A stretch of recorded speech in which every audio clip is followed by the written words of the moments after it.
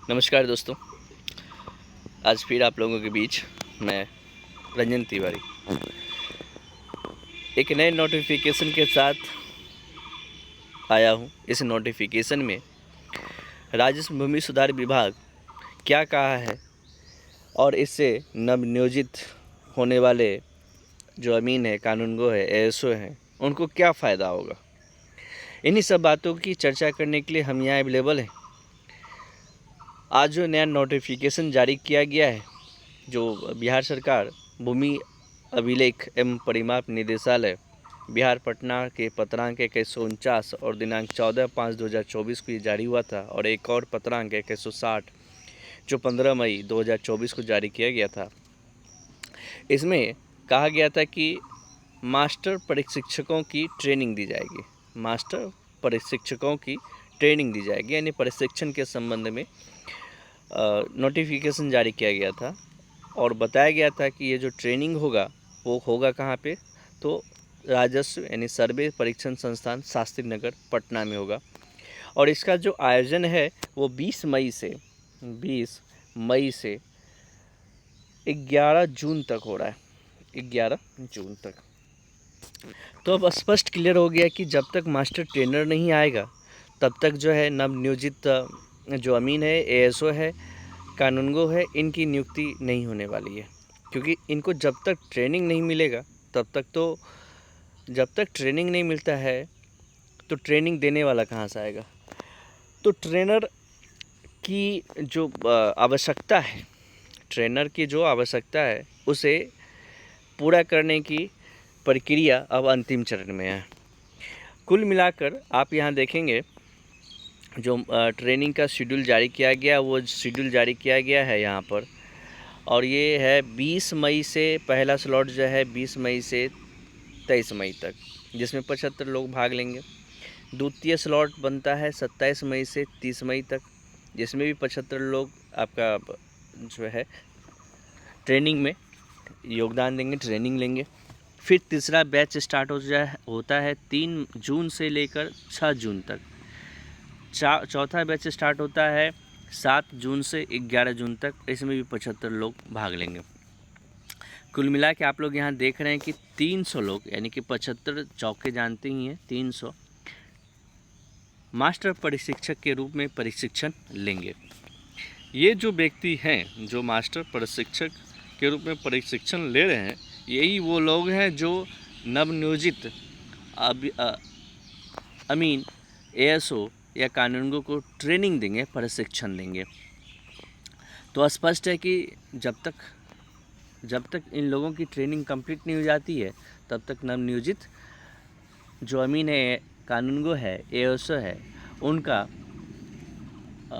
जो training schedule है वो जारी नहीं होगा।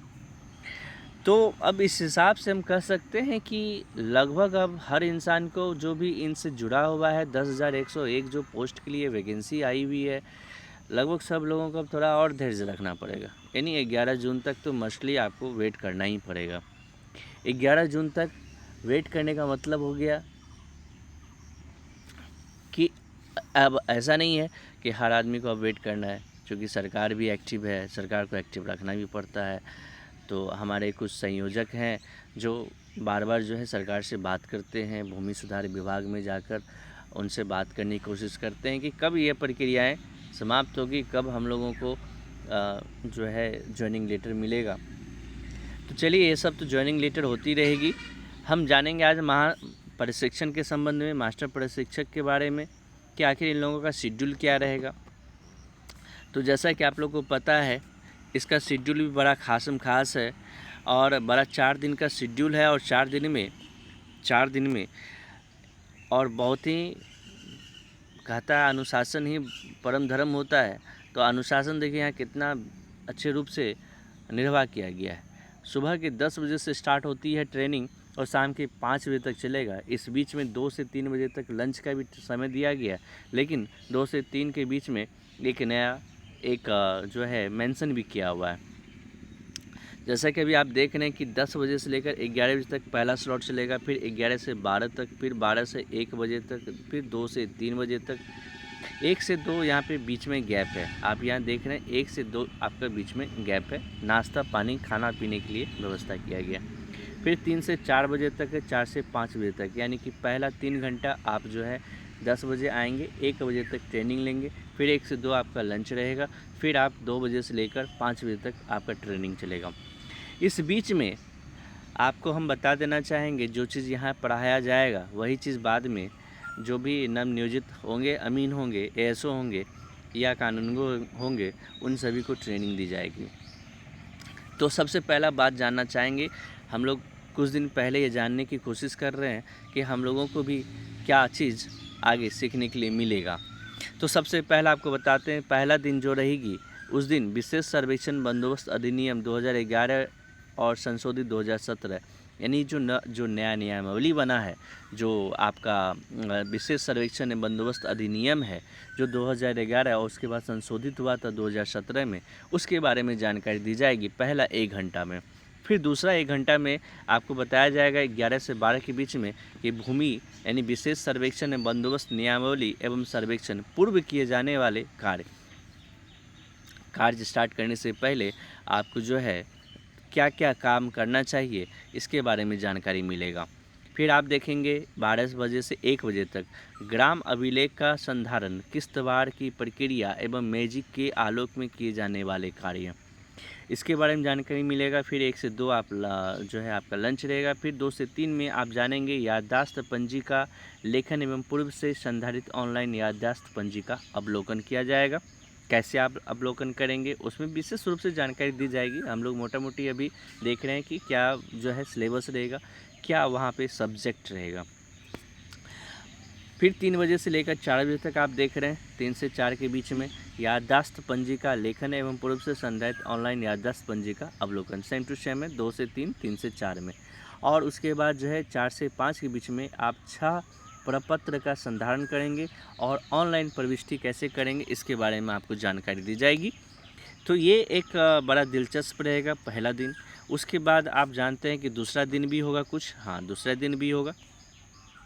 तो दूसरे दिन जानकारी मिलेगी सुनवाई की प्रक्रिया में आदेश लेखन एवं पूर्व से पारित आदेशों का अवलोकन, ऑनलाइन अवलोकन आपको करना है दूसरा दिन में 10 बजे से लेकर 11 बजे तक। फिर 10 से 11 के बीच में ये होगा। फिर आप देखेंगे 11 से 12 के बीच में सुनवाई की प्रक्रिया में आदेश लेखन एवं पूर्व से पारित आदेशों का ऑनलाइन अवलोकन, यानी कि 2 घंटा यहाँ पर आप लोग अवलोकन करने के लिए दिया जाएगा, सीखेंगे यहाँ पर। फिर आपको 12 से 1 के बीच में विभिन्न प्रकार का भूमि का स्वामित्व निर्धारण एवं आने वाली कठिनाइयों का जो निवारण है उसके बारे में, कैसे अगर कोई समस्या अगर आ जाता है तो उन समस्याओं का समाधान कैसे करेंगे। फिर 1 से 2 लंच रहेगा और 2 से 3 आपका दिया जाएगा विभिन्न प्रकार की भूमि का स्वामित्व निर्धारण एवं आने वाली कठिनाइयों का निवारण, सेम टू सेम। फिर आपका जो है 3 से 4 में आप देखेंगे विशेष सर्वेक्षण कार्यक्रम में विभिन्न पदाधिकारियों के अधिकार एवं दायित्व, उनका क्या क्या दायित्व है उसके बारे में जानकारी मिलेगा। और बीटी एक्ट 1885 के जो मुख्य प्रावधान है वो 4 से 5 में आपको लास्ट टाइम में सिखाया जाएगा। फिर जैसे ही आप तीसरा दिन में आएंगे तो तीसरा दिन में आपको सिखाया जाएगा, तीसरा दिन आपको सिखाया जाएगा 10 बजे से 11 बजे तक बीपीपीएचटी एक्ट 1947, बीएलआर एक्ट 1950, भूदान एक्ट 1954 के मुख्य प्रावधान तथा अभियान वगैरह की जानकारी मिलेगी। फिर आपका 11 से लेकर 12 के बीच में 11 से 12 के बीच में सिखाया जाएगा चकबंदी अधिनियम एवं सार्वजनिक भूमि अतिक्रमण अधिनियम के मुख्य प्रावधान। फिर तीसरा ही दिन आपका जो है 12 से 1 में सिखाया जाएगा भू हकबंदी, भू सीलिंग, कृषि संपरिवर्तन, वक्फ एवं धार्मिक न्यास अधिनियम के मुख्य प्रावधान, इसके बारे में जानकारी मिलेगी। फिर 1 से 2 आपका लंच रहेगा। फिर 2 बजे से 3 बजे तक आप आएंगे। फिर आपको सिखाया जाएगा भू अर्जन एवं बिहार भूमि न्यायाधिकरण, दाखिल खारिज भूमि विवाद निराकरण अधिनियम का संक्षिप्त परिचय यहाँ पे मिलेगा। फिर आपको जानकारी मिलेगा 3 से 4 में विशेष सर्वेक्षण प्रक्रिया अंतर्गत मानचित्र निर्माण की प्रक्रिया, यहाँ पे आपको मानचित्र बनाने के लिए मानचित्र निर्माण करने की प्रक्रिया आपको सिखाया जाएगा। और लास्ट में 4 to 5 जो आपका टाइम पीरियड रहेगा उसमें विशेष सर्वेक्षण प्रक्रिया अंतर्गत हवाई सर्वेक्षण एजेंसियों की जो भूमिका रहेगी उसके बारे में जानकारी मिलेगा। चौथा दिन आपको जानकारी जो मिलेगी, 4th डे आपको जानकारी मिलेगा 10 बजे से लेकर 1 बजे तक विशेष सर्वेक्षण प्रक्रिया अंतर्गत नापी की प्रक्रिया एवं ETS संचालन के बारे में 3 घंटे का ट्रेनिंग मिलेगा। ETS संचालन कैसे करना है, कैसे आप उसको चेकआउट कर सकते हैं। फिर उसके बाद आप जैसे ही 1 से 2 फिर लंच करेंगे, फिर 2 से 3 में और 3 से 4 में, यानी 2 घंटे के लिए आपको भू सर्वेक्षण सॉफ्टवेयर के बारे में जानकारी मिलेगा। उस सॉफ्टवेयर के कैसे यूज़ करेंगे, उस पर कैसे अपलोड करना है, जो भी है जानकारी आपको मिलेगा। और लास्ट 4 to 5 में आपको भू नक्शा एवं MIS सॉफ्टवेयर के बारे में जानकारी मिलेगा। इस प्रकार से हम लोग यह देख रहे हैं कि तमाम तरह की जानकारी जो है यहाँ पर अवेलेबल हो जाएगा। यानी 4 दिवसीय ट्रेनिंग शेड्यूल में ये सारी चीज़ों को अवलोकन कर दी गई। जो भी जब हम लोग कहीं नापी करने के लिए जाएंगे, सर्वेक्षण करने जाएंगे, तो जो भी आने वाली कठिनाइयाँ हैं और कैसे करेंगे वहाँ का सर्वेक्षण, इसके बारे में तमाम तरह की जानकारी हमें वहाँ मिल जाएगा। अब बात आता है कि जो प्रशिक्षण लेंगे उनको क्या क्या मिलेगा। तो प्रशिक्षण के रूप में जब कोई भाग लेता है तो उनको जो रिक्वायर्ड सामान है, जो नेसेसरी है, वो मुहैया की जाती है। तो प्रशिक्षण में भाग लेने वाले सभी मास्टर प्रशिक्षकों को प्रशिक्षण किट के रूप में बैग मिलेगा, पेड मिलेगा, कलम मिलेगा, FAQ मिलेगा, तकनीकी मार्गदर्शिका मिलेगा, मैजिक मिलेगा, मार्बल मिलेगा और वार्षिक प्रगति प्रतिवेदन 2022-23 दिया जाएगा। तो इस प्रकार से हम लोग देख रहे हैं कि इन लोगों को जब ट्रेनिंग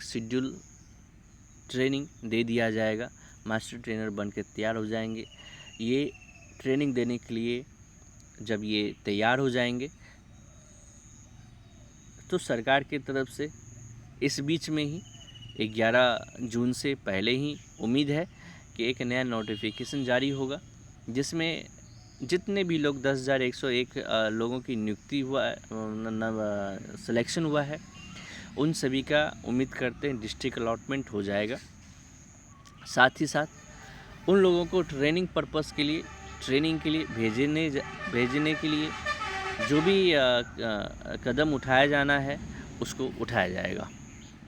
तो मेरे तो सभी मित्रों से अनुरोध है कि पेशेंस भी रखना है, लेकिन ध्यान भी ये रखना है कि समय डिले ना हो जाए। संयम और धैर्य बहुत बड़ी चीज़ होता है मानव के अंदर, मगर कभी कभी जो चीज़ें होती है वो समय पर मिल जाता है तो अति सुंदर होता है। समय पर मिली हुई जो भी चीज़ें होती है उसका बड़ा मूल्य होता है, और समय जब बीत जाता है तो उसका कोई मूल्य नहीं होता है। हालांकि मार्च में ही जो है रिज़ल्ट आ चुका है, तो एक लंबी प्रक्रियाएं जो भी हैं, मास्टर ट्रेनर का नियुक्ति करना, फिर उनको ट्रेनिंग देना, फिर उन जो 300 ये मास्टर ट्रेनर बन रहे हैं इनसे फिर अच्छा एक बात बताते हैं, 10,101 पोस्ट है और मास्टर ट्रेनर की संख्या हो गई 300 मास्टर ट्रेनर है। तो अगर आप एक्चुअली कैलकुलेट करते हैं तो आप देखेंगे कि पर व्यक्ति 35 आदमी मान के चलते हैं, तो ये आप देखेंगे 35 जो तिया होता है 105 होता है ना, 70, हाँ 105 लगभग आप मान के चलेंगे कि एक व्यक्ति जो ट्रेनिंग देगा वो कितने लोगों को ट्रेनिंग देगा? 35 नवनियोजित जो ASO होंगे या कानूनगो होंगे या अमीन होंगे, इनको ट्रेनिंग देने के लिए बुलाया जाएगा। यानी एक जो व्यक्ति है वो 35 लोगों को ट्रेनिंग दे सकता है। खैर ये तो अब आगे देखेंगे कि आगे की क्या योजना है। बिहार सरकार राजस्व भूमि सुधार विभाग के द्वारा नए समय में क्या नोटिफिकेशन जारी की जाती है, उस नोटिफिकेशन के अनुसार ही अभी कुछ बोलना उचित नहीं है, क्योंकि इनका क्या शेड्यूल है, किस प्रकार से कराएंगे, तो एक समझने वाली बात है। उन समझने वाली बातों को हम लोग एक फिर से समझेंगे। फ़िलहाल हमें इजाज़त दीजिए, फिर मुलाकात होगा नए अपडेट के साथ में। तब तक के लिए आपको हमारा नमस्कार, धन्यवाद।